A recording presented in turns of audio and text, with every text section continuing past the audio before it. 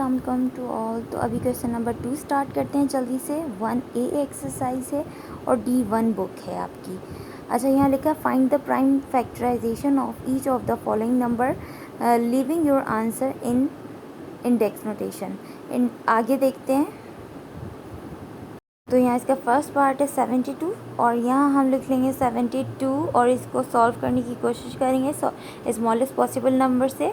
72 है तो यहाँ 2 से देखते हैं, जैसे कि 2 3 ज़र 6 और 1 कैरी गया तो 2 6 ज़र 12। यहाँ अगेन 2 1 ज़र 2 1 कैरी गया तो 2 8 ज़र 16। अगेन नाउ 2 9 ज़र 18। नाउ 3 ज़र 9 3 1 ज़र 3।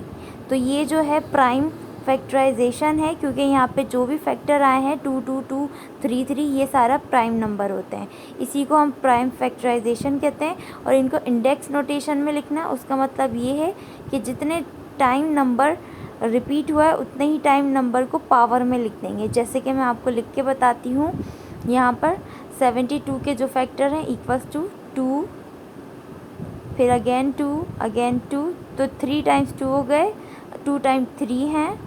अब यहाँ इसको पावर में कर लेंगे, वही इंडेक्स नोटेशन होगा। जैसे कि 3 टाइम 2 है तो 2 पावर 3 और यहाँ पे 2 टाइम है तो 3 पावर 2। तो ये हो गया हमारा क्वेश्चन नंबर 2 का फर्स्ट पार्ट सॉल्व। अब यहाँ सेकंड पार्ट करते हैं जिसमें है 187। तो अब यहाँ पर हम 187 को लिखेंगे इस तरह से और चेक करेंगे ये किस टेबल में आ सकता है। जैसे कि आप देख सकते हैं यहाँ पर इसका 187 का लास्ट जो डिजिट है तो ये ऑड नंबर है, तो इसको हम 2's टेबल से सॉल्व नहीं कर सकते।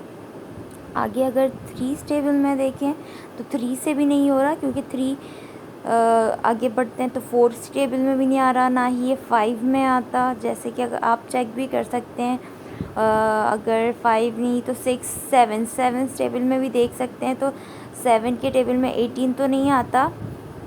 7 2 ज़र 14, 7 3 ज़र 21 बिग है तो 7 2 ज़र 14 भी लेंगे और वहाँ कैरी करवाएंगे, तब भी यहाँ नंबर नहीं बन रहा।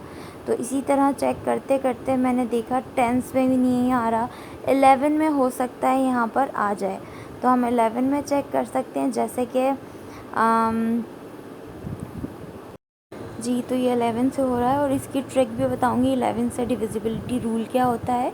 हम पहले चेक कर लेते हैं। 11th टेबल में 187 आ रहा है, यहाँ लिखा है 11 1 ज़र 11, माइनस किया तो यहाँ 77 बचा। 11 7 ज़र 77, माइनस करेंगे तो डिवाइड हो गया, विच मीन्स 11 17s आर 187, 17 1 ज़र 17।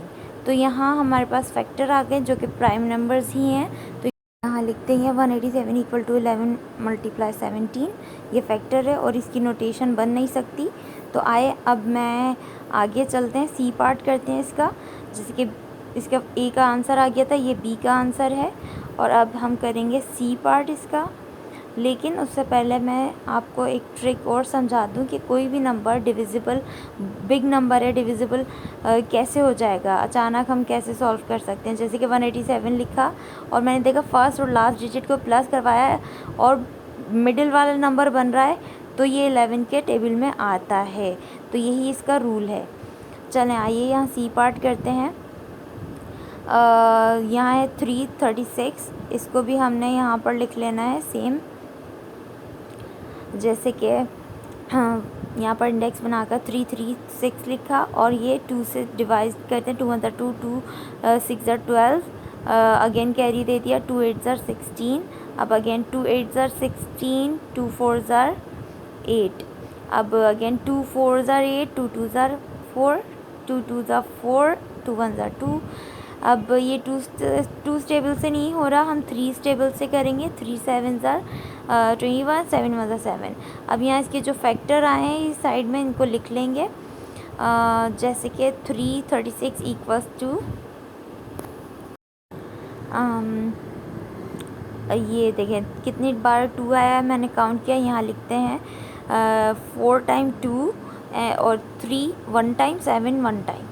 अब इसको नोटेशन में कर लेंगे। 4 टाइम 2 था, 2 पावर 4 मल्टीप्लाई 3 1 टाइम था, 7 1 टाइम था और यही इसका आंसर है। अब हम इसके बाद जो है इसके डी पार्ट में जाएंगे, डी पार्ट कर लेंगे जो इसके क्वेश्चन नंबर 2 का लास्ट पार्ट है।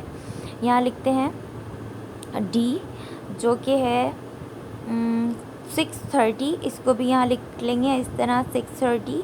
अब 2 टेबल से चेक करेंगे, 2 3 ज़ा 6, 2 1 ज़ा 2, 1 कैरी जाएगा वहाँ, 2 5 ज़ा 10। तो अब यहाँ पर हम देखते हैं अगेन 2 1 ज़ा 2, जैसे कि मिडिल आपको मैं बताती हूँ आगे। फर्स्ट नंबर है